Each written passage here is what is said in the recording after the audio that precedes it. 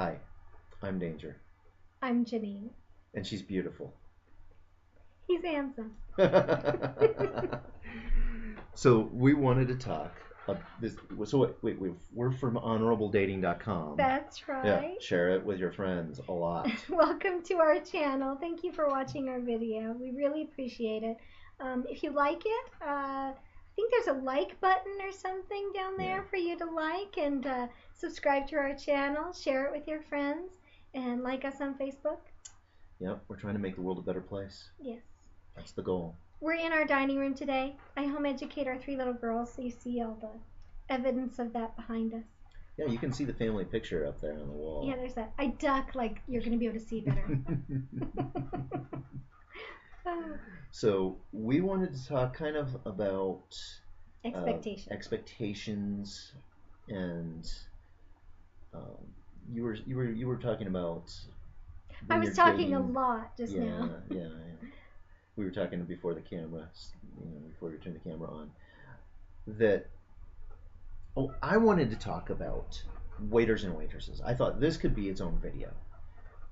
Like, be nice to waiters and waitresses. And okay, yeah, you should be nice to waiters and waitresses, but you were pointing out that maybe more valuable would be to observe how your Right. date is treating and interacting with others. Yes, I think that it is. There's actually a meme floating around that says, if you if you want to know if someone will make the perfect mate, put them in a room with a slow internet connection and see how they react. I would fail. I just want to point that out right now. Put your foot through the screen. Yeah. I get a little growly when the internet is slow. But but really, Yeah. if you observe how someone reacts to people who are serving them, waiters and waitresses, the woman behind the counter at the bank, the people at the DMV who are, they're hardworking people, but they often never smile and they're sometimes slow, and or it's a crowded room. the homeless person on the street. So yeah, Sure. like I think that it's a kind of a cliche how they treat the waiter, how they treat the waiter. That's been said before, but it's really how they treat everyone else that isn't you. Right. Because they might be faking it with you. Especially guys. Unfortunately, that's true. Trying to Yes. get some. Yes. Whatever they're trying to do. Put on a bit of a show to impress other people. Sure. Yeah, which is too bad. We shouldn't need to do that. Right. The show that you're talking about, that's its own video too. But she gets all primped up, push up bra, not you, not her. What? I'm just saying that, like, a girl getting ready for a date, she spends 45 minutes an hour getting ready. The guy goes and gets a haircut, shaves for the first time in 3 weeks, and rents a car or something. Who knows? Yeah, that is a completely different video. Why are you going on about that now? I don't know. Well, because that's when people might be kind of faking it with each other when they're on, say, a first date. Right. And that's what the video is about, is like, well, so you got to look at everyone else to see how they really are. Okay, it's coming together now. Now I it's coming understand together. what you're talking about. So if you're faking, so the faking it is kind of related. It is true. It is true. And the suggestion is, okay, if you fake who you are, how long can you keep that up? And you're not going to keep it up for a 60-year marriage, right? Right. Did I totally ruin the video because it's like too different? No, I don't think so at all. Let's keep going. Let's roll with it. It could just go a little longer. We'll come back to the... So essentially what Danger is saying is that because people put on airs for a romantic meeting, the best way to know this person well very quickly is to see how they react to other people around them, other people's children in the grocery store. Yeah, and the homeless and everything like that. Right, and you said stressful situations. Yes, stressful situations, So, right, yeah. right. Yeah, I can think of somebody who is often quite cool, but in stressful situations, not cool. And if you're married to this person, you're going to face stress, and that's going to come out. Absolutely. It's going to come out at you I lose eventually. it a little bit when it gets stressed. Well, don't we all? I find myself apologizing on a regular basis for freaking out a little bit, getting upset about something. Yeah, stress is tough. I think that it's good to caution you at this point that you should not get into a relationship from the perspective of wanting to change someone. If you notice behavior that is errant, behavior that you don't care for example, they get irritated because there's a child in the restaurant crying while you're trying to have a romantic evening. Those kinds of things. And you see these things. He drinks heavily and he plays poker every, 3 nights with his buddies and things like that. And you think it's going to change when we get married, so it's fine. No. No. You can't. It's not going to change. It's not going to change, honey.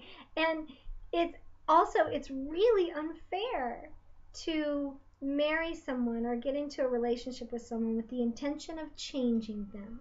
Right. You got to love them as they are. You have to love them as they are, where they are, for what they are. Absolutely. And if this is not the right person, then you need to let them know and you need to move on, because it's not fair to them to lead them on to think that you have this relationship when you really aren't connecting. Yeah. And but trying to change someone is just terrible. It's unfair to you. You'll spend many years in a painful relationship feeling bad without any reciprocation from the other person because they've always been this way. What are you talking about? Yeah, you can't blame them. Right.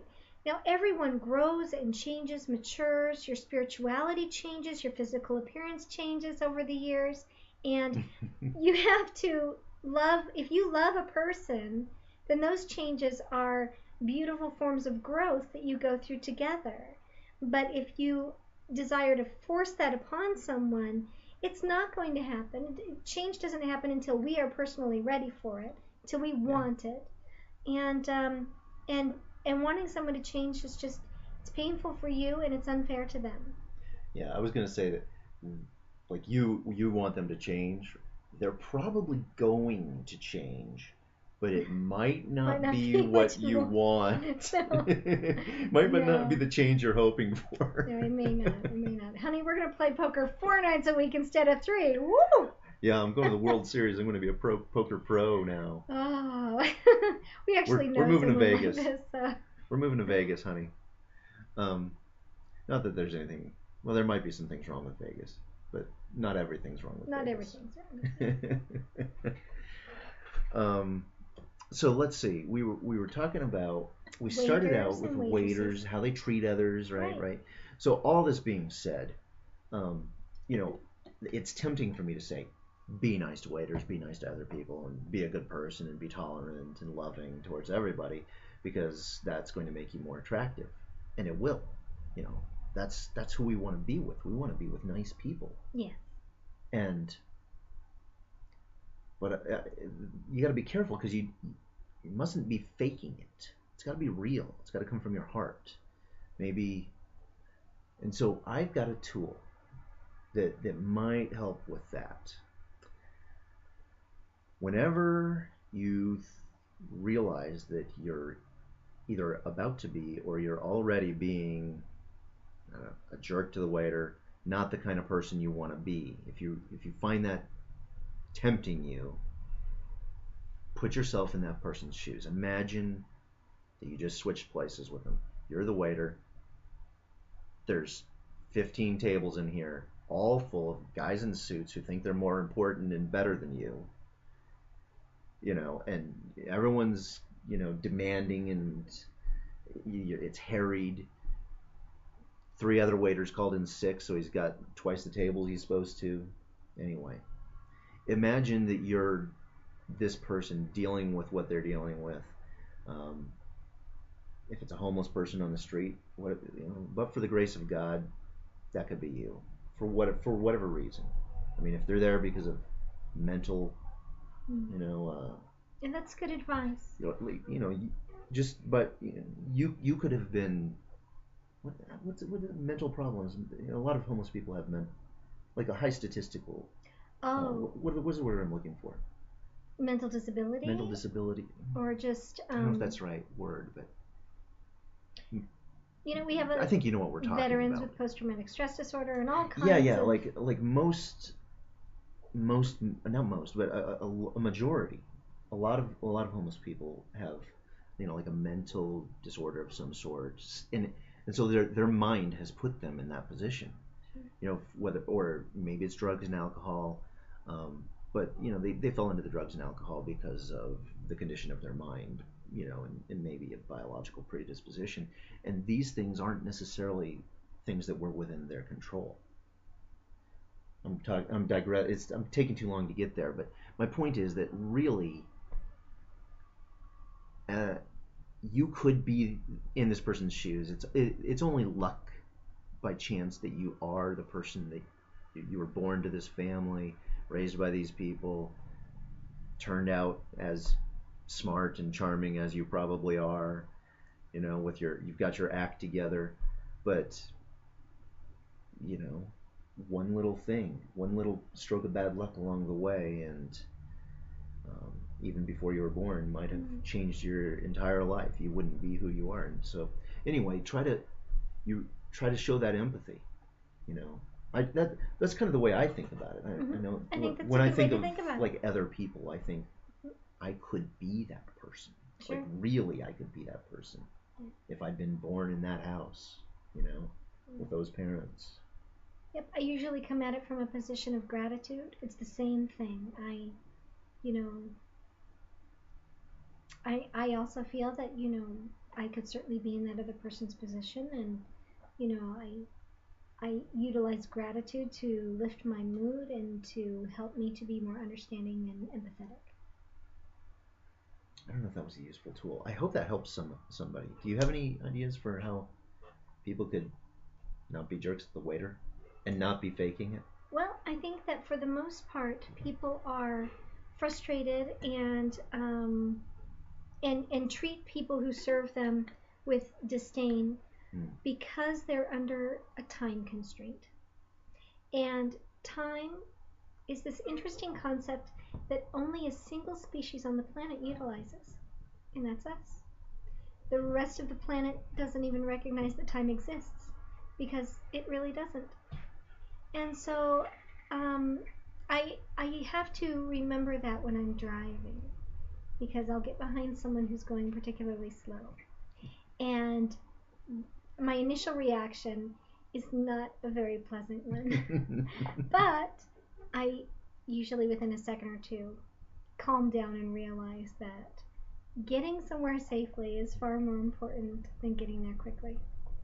And when you are on, it doesn't really matter what you are doing, but if you encounter other people who slow you down, the best thing to do is to stop and recognize that time only matters to this species.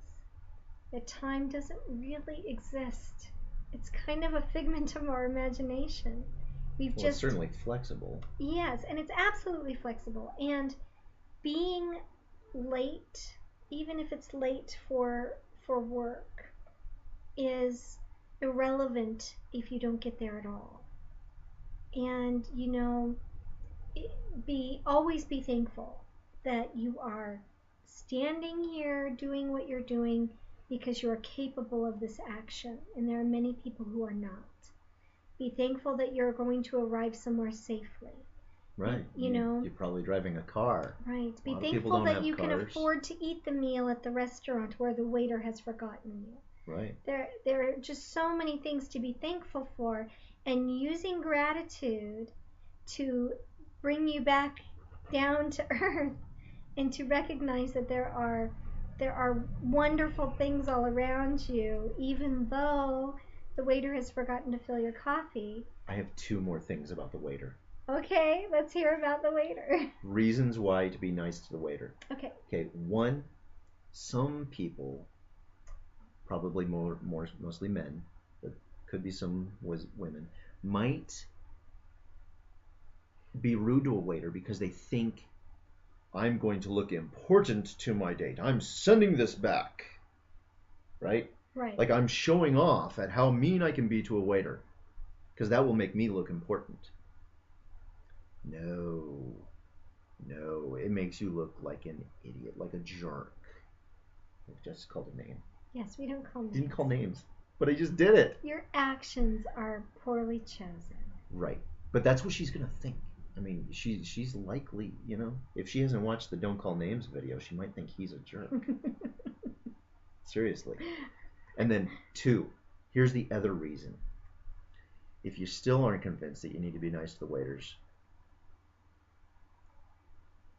they might spit in your food. They might. And that, even if you haven't really learned the true empathy, you still need to be nice to them. Did you see that? Empathy. Yeah. Empathy. Right on, empathy. But if you haven't learned it though, but no, really, empathy it does empower you. It does empower. It isn't. It is empowering. You know. Empathy.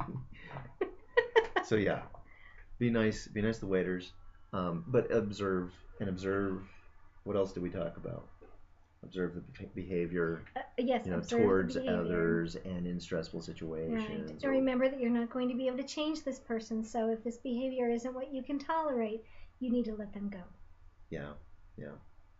Maybe a fair warning. You know, if it's just one little thing, if it's just the rude to the waiter thing, and it turns out he was trying to show off. Sure, maybe. I'm not sure I'm ready to date someone who is so rude to the waiter. Yeah. Yeah. Something like that. I don't know. Some guys probably don't deserve a second chance. Be your own judge, right? Yeah. Or gals. Sure. So, I think we're there. I think so. Thank you so much for watching through our video. We really appreciate it. You guys have a great day. All right. Bye. Bye.